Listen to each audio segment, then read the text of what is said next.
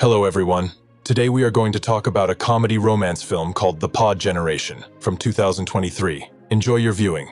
The movie starts with a pregnant woman named Rachel admiring her big belly, but it's just a dream.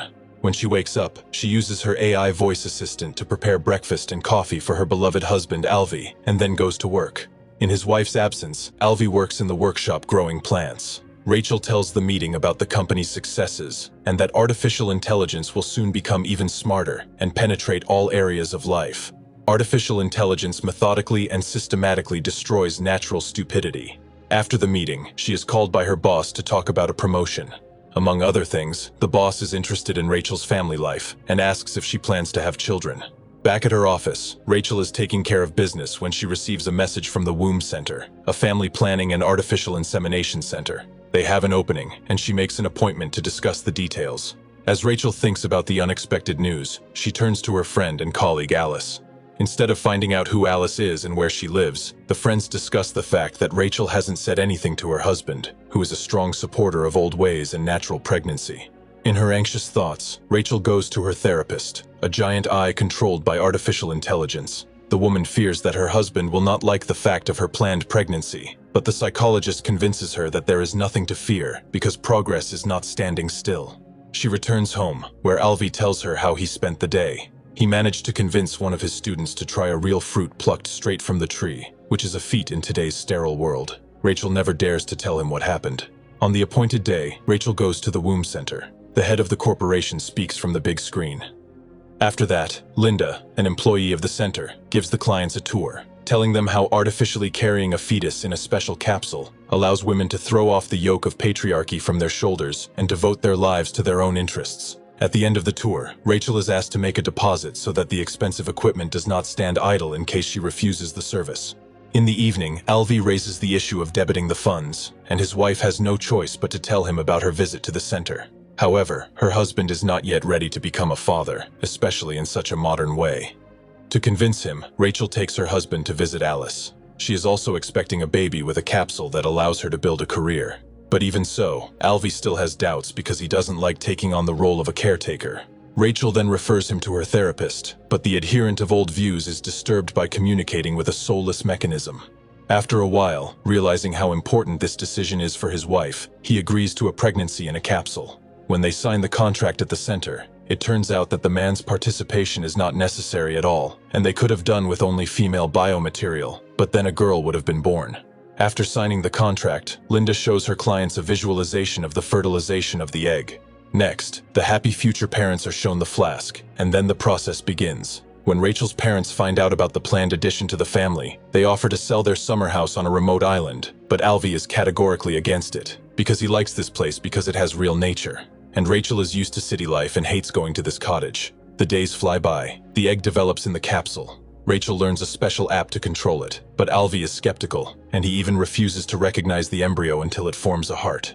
At the Womb Center, where Rachel visits the capsule, a nurse says that the fetus is not yet sufficiently developed, confirming Alvi's words. Rachel tends to the capsule, experiencing vague memories of becoming a mother the last time. Fire-breathing reptiles hatched from similar eggs. She also continues to have nightmares about her natural pregnancy, which she again complains about to the electronic therapist. Soon, the couple visits the medical center together and looks through a special window at a capsule with an already formed embryo. Rachel prepares the baby's room with the advice of the voice assistant. Alvi brings a pot with an olive tree to the windowsill. His wife does not like the real plant, and the upset man returns the pot back to the greenhouse. To get more used to the idea of a baby, Rachel brings a capsule from the medical center to the apartment. They put it in the bedroom, but Alvi is disturbed by the baby's presence, so they move the capsule to the nursery. They go to bed, but the alarm goes off. The embryo needs to be fed with special plates. Rachel puts this responsibility on her husband's shoulders. The next day, they visit the medical center with other future parents to familiarize themselves with the conditions of the future kindergarten.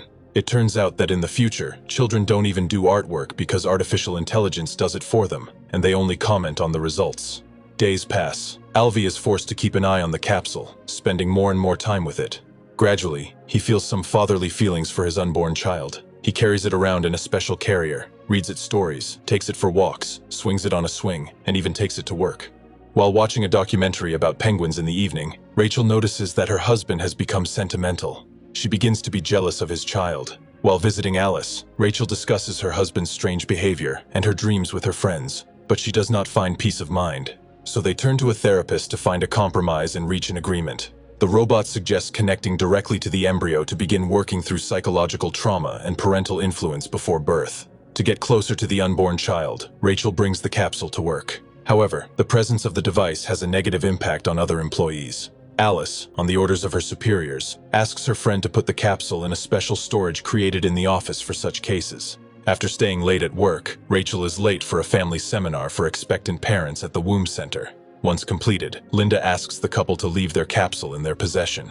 Rachel and Alvy feel an emptiness in the house after getting rid of the capsule. The woman has dreams about the baby again.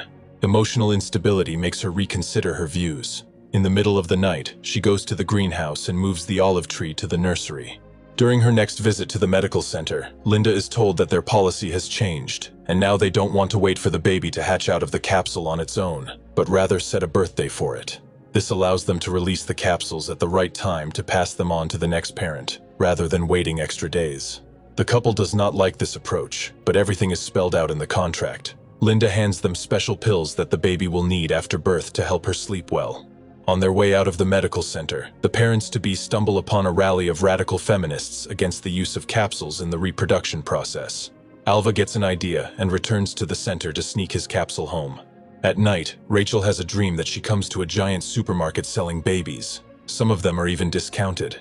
At the checkout, a salesperson tries to sell extra pills from the womb center, but it's too much for Rachel. When she wakes up, she realizes that she has fallen not only into the trap of scientific and technological progress, but also into the trap of capitalism. She doesn't want to return the capsule to the medical center so that the birth can be as natural as possible in such unnatural conditions.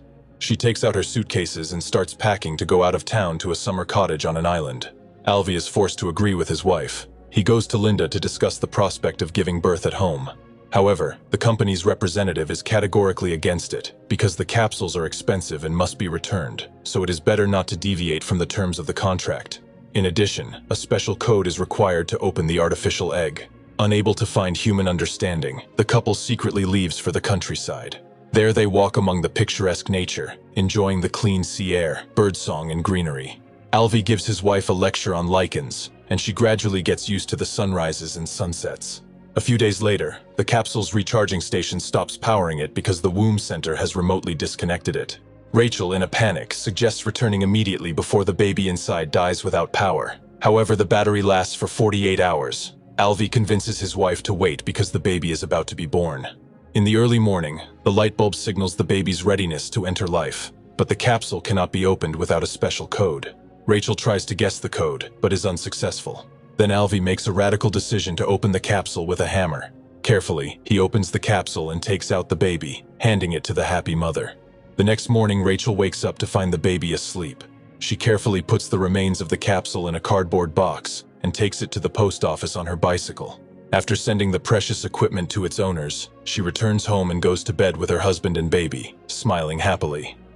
The film should have ended there, but after the credits, the owner of the corporation gives an interview, saying that soon technological progress will be so advanced that the children raised will be able to choose their own parents.